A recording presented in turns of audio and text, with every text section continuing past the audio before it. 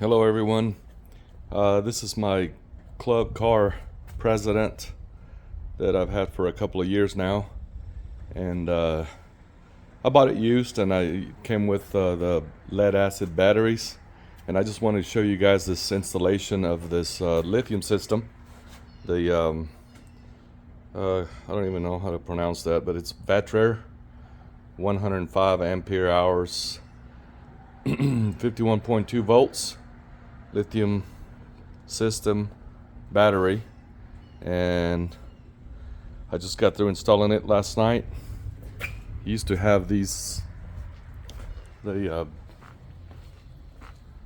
6 batteries with 8 volts each hooked up in series for 48 volts, and I mean, they've been working fine for 2 years now, but now one of the batteries is completely dead, and the other one more battery is acting up, and it's doesn't hold the charge very well. So instead of buying 2 more batteries, I just decided to buy these the lithium stuff.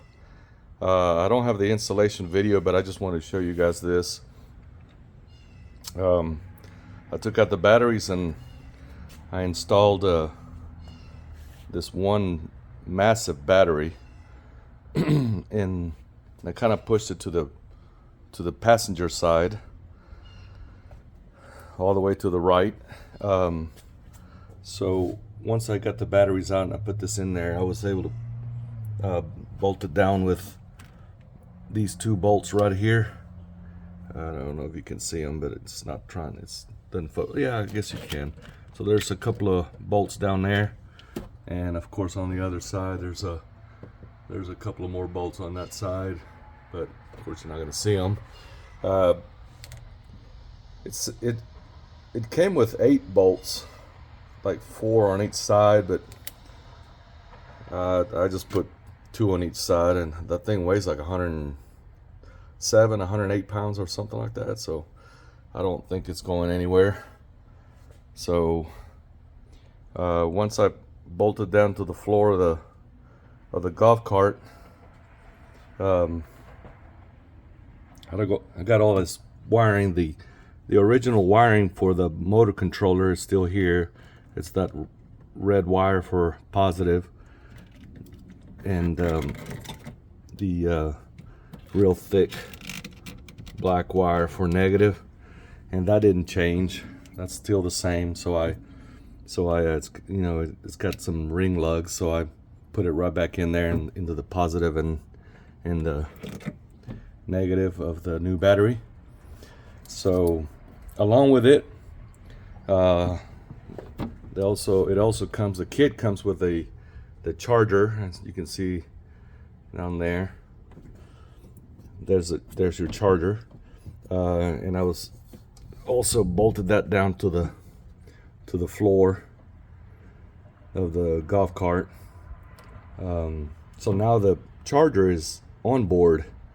On my old system, the charger was a handheld like that right there, and of course you plug that to an outlet, and this plug would connect to, there used to be the other part of that plug, and it used to connect right there on this golf cart. But now, since the charger is on board, I took out the old plug, and I was able to fit this, just a regular 110 outlet, and of course screwed it down to the golf cart. So now all I have to do is bring in an extension cord and plug it directly in there, and of course it came through the wall right here, and I got a bunch of excess wire, and I kind of got it tucked out of the way, and there's a charger, and then the charger positive and negative terminals, which is this this brown wire is for positive, and this blue wire is for negative, and that's the output of the charger when you're plugging it into the wall.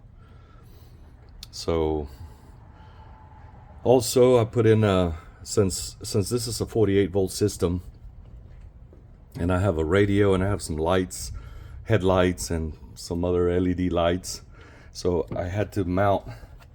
I purchased a 48-volt to 12-volt transformer, and I attached it right there to the side of that wall, and ran these wires. It comes with this plug that has the input and output all in one plug. So then I ended up running this. Here's the positive is this red wire, and the negative is this black wire. Sorry, I didn't have it. Yeah, positive and negative, and that's 48 volts going into that transformer right here, and the output of that same transformer is coming out of these two wires right here, positive on the green and negative on the black. And then I connected all of that to the output is 12 volts, of course, and this is, I labeled everything. I got some headlights and some turn signals, and I got a radio, and I got under lights, and then the roof lights, just LED lights, and all that's 12 volts. So the other thing that I had to connect right here is this. It's labeled right here. It's RS485, and it came, of course, it came with a kit, and that is a cable that you have to run for your battery gauge. And there's your battery gauge, and I mounted it right here on the, I guess, on the dashboard. And there's your it's got 79%, so we've been riding it since I installed it.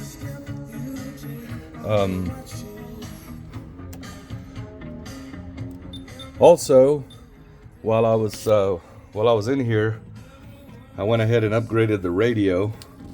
There used to be a radio on that cavity right there, just a regular car radio, and it was not working very well. It would cut out a bunch of times, and the Bluetooth would drop out.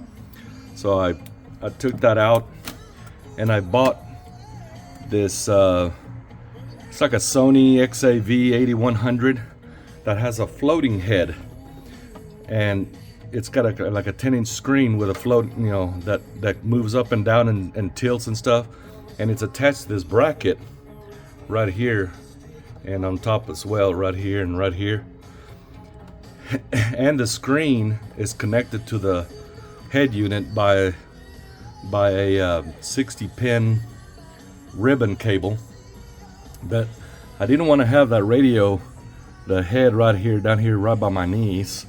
So I detached it and I installed it up here on the dashboard as well.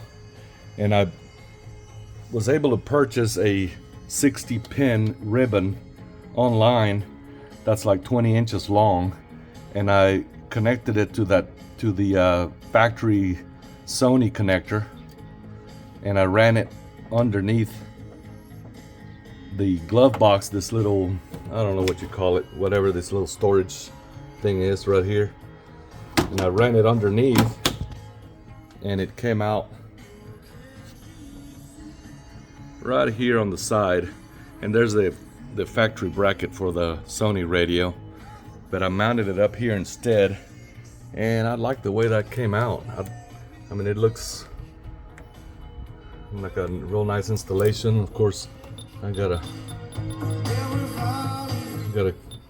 cool radio up here, so that came out pretty good. I'm still working on trying to make this some sort of cover right here to cover all that up, because that ribbon is exposed, and that little I guess electronic board is exposed. So I'm trying to figure out how to put make some sort of cover to put on that to you know, keep the dust and whatever rain out of it. But that came out pretty good. And it's also controlled by the key switch.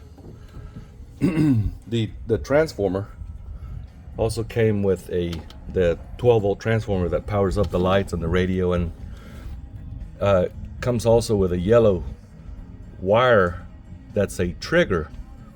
So whenever you turn that key switch, that right there, it sends it energizes that yellow wire and it powers up that transformer so it doesn't stay on all the time.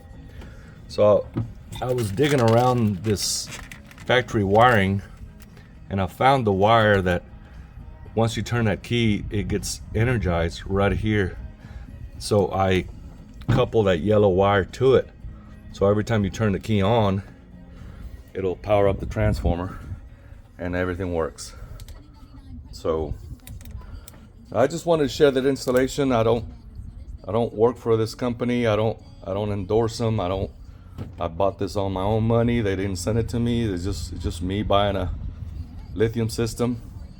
It feels, just driving it around, it feels almost like quicker off the line. You know, I haven't measured it or anything. I haven't measured the top speed yet. And with the old system, with the lead acid system, I was able to get up to 24 miles an hour. But I haven't measured it with this new lithium, so I'm not sure how fast it'll go or how long the battery will last. So I haven't done a range test, but I'm planning on it. But I'll do that on another video. Anyway, just my installation. I hope you guys like it. Got most of my wires all tucked out of the way. As you can see, I got plenty of room in there with the charger and the transformer in here and all that wiring. There's plenty of room. So kind of try to make it look as, you know, as neat as I could. But there it is. Hope you guys enjoy this video, and thanks for watching.